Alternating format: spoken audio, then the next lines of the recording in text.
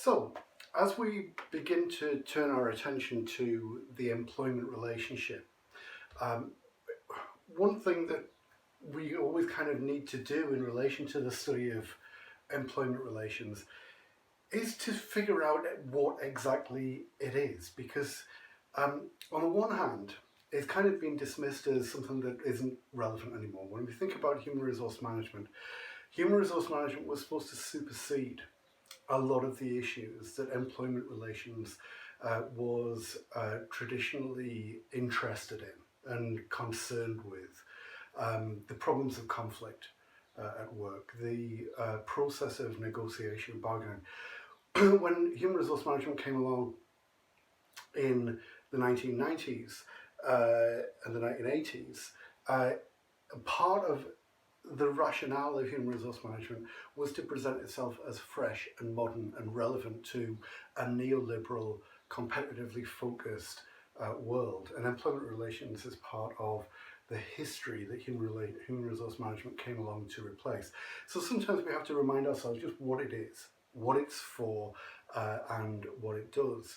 And the second reason why it's kind of complicated is that often the way that employment relations is presented is as some weird little subset of human resource management. It's the bit that's concerned with, disciplinary or health and safety or other kind of issues of that nature, as if it just kind of exists in a little bubble off to the side of the strategic bits of human resource management. And the reality is it's none of those things.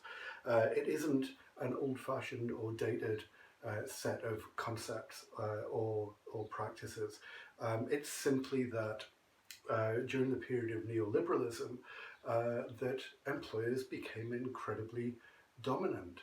And so the power of employers to simply do whatever they wanted and to shoulder through any resistance from the workforce became overwhelming. And so it seemed unnecessary to consider what was actually going on beneath the surface. We pretended that conflict didn't exist in organisations because employees had no means with which to express their disagreement or to pursue a conflict of interest. They had no power. So we're going to take it back to basics and think about what employment relations is. We're going to think about the nature of employment relations as being fundamental to unpacking the problems that exist for employees at work. It's about the problems of work, about understanding them, and about finding ways in which those problems of work for the workforce can be made sense of, and to develop practices which allow those problems to be at least partially resolved. And the nature of employment relations has been fundamentally distinct in conceptual terms from human resource management. Human resource management was always conceived as an employer-first kind of process. Employment relations is an entirely different beast, which has its eyes set on a different set of problems, and it has a distinct theoretical perspective that we'll consider. Fundamental to that perspective is the notion of indeterminacy, and we'll look at some of these in future videos. But indeterminacy, a sense of lack of certainty about the nature of what goes on between employers and employees, and inequality, particularly inequalities of power within the employment relationship. Another feature of employment relations that sets it apart from human resource management is the sense of dynamism, that things change, things move. It isn't simply a question of identifying a set of competitive needs, a set of competitive objectives, and then kind of manufacturing a set of practices to match those needs, and there you go, problem sorted. It's the sense that these things shift and change, and there's a constant sense of movement and dynamism within the employment relationship, which we need to be able to see and understand if we're going to make sense of the employment relationship as a whole. The final aspect of employment relations that we'll talk about in these next series of videos is the nature of rules. And the rules that we're talking about in employment relations are designed explicitly to deal with something that we identify as being a fundamental part of the relationships between employer and employee that is termed structured antagonism. There's a basic conflict between employers and employees, and so we need rules and we need institutions to manage this conflict, to bring it within a structure, to find a way of overcoming these conflicts, not to get rid of them, but to find solutions to them, which allow us to move on and kind of keep the show on the road. So these are the features of employment relations that we're going to talk about during this series of introductory videos. But we're going to start off right at the beginning by thinking about what is employment relations. And we're thinking about this not as what is the employment relationship. The employment relationship is about employers and employees. But what is employment relations, as in the study of the employment relationship? Now, for a long time, the focus of employment relations studies was all about unions, and it was all about bargaining. It's not surprising, because these were huge features of the employment relationship generally. Unions were dominant across the most important sections of the economy. They covered more than 50% of the workforce. Principally, that membership was concentrated in the bigger organisations, the most important workplaces.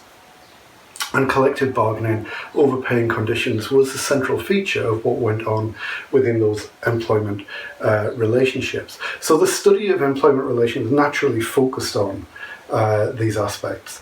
Now, of course, during the whole period of neoliberalism from the 1980s onwards, unions have been on the decline. Collective bargaining, overpay and other conditions has been on the decline. Unions now represent a much less significant part of the workforce, a clear minority of the workforce, and there are whole areas of the economy in which unions are barely present. So these things have been declining for decades, and human resource management, as I mentioned, was seen as the replacement of employment relations in terms of giving a handle on what happened between employers and employees. The problem was that human resource management came with this different theoretical perspective. Human resource management is not a kind of value-free process which is just about understanding the processes of people management. It is a unitarist project. It starts from the premise that the principal interests within an organisation are those of the employers. They might go further than this actually and talk about the only legitimate interests within an organisation being the interests of the employer, which kind of leaves employees out of the frame. And so the problems of people management are all about the extent to which employees don't get in line, that they don't sign up to the competitive needs of the organisation. This is seen as a problem. And so human resource management in practice, rather than being a simple replacement for old employment relations studies, is that it generally leads to a focus on workers as simply being the resource that the organisation makes use of. And we talk about commitment and we talk about engagement and all of this kind of thing, but basically employees are expected to line up behind the interests of the organisation, and that is their role. So that leaves human resource management as a perspective, as a series of practices wanting in various ways. But given that employment relations was so focused on unions and bargaining for so long, does that leave any role for it either? And the solution to this issue is to recognise that human resource management as a perspective is very limited, and it doesn't allow us to make sense of the employee's experience at work and the employee voice at work. But neither is it to simply try and focus on unions and bargaining in a way that it doesn't make sense given their reduced status in the economy. So the solution is about going back to what the study of employment relations was originally designed to achieve, and that was to focus on the basic problems of work. Work has long been identified as being problematic, a source of conflict, a source of misery, a source of inequality for people in society. So this is where modern employment relations is. It's not about, kind of entering into a fantasy land where employers get everything that they want and employees are just supposed to shut up and get on with it. But neither is it to simply return to, a similarly fantastical approach to say that unions are, they're the be-all and end-all. It's about understanding the nature of work and the problems of work and the way in which employees experience work, about understanding the conflicts that come from work and the potential for cooperation at work, about how we can resolve conflict and produce the scope for cooperation between employer and employees. Now, one of the distinctive things about employment relations is just how broad it is.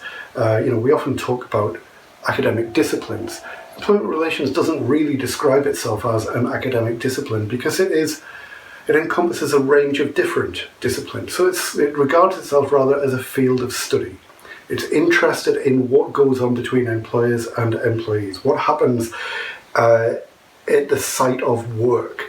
But it draws upon different disciplines in order to do this. So it draws upon sociology because sociology is about understanding the ways in which communities of humans interact with each other, about how those complex dynamics of people in communities goes on.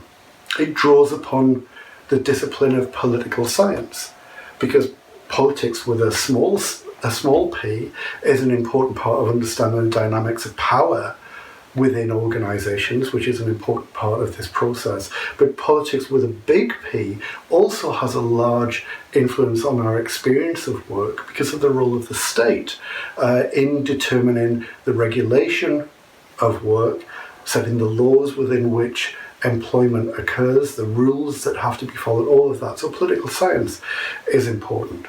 Economics is another part of the employment relations story as well, because understanding the interactions of product markets, of labour markets, all of these things are important contextual influences on the experience of work and how the dynamics of the employment relationship happens. We also draw upon history because, again, unlike human resource management, which kind of treats each organisation as a little separate bubble, its own unique snowflake, which has its own competitive needs and seems to exist in a sort of timeless space. For the study of employment relations, there's an emphasis on understanding how patterns occur and how we see things reoccur.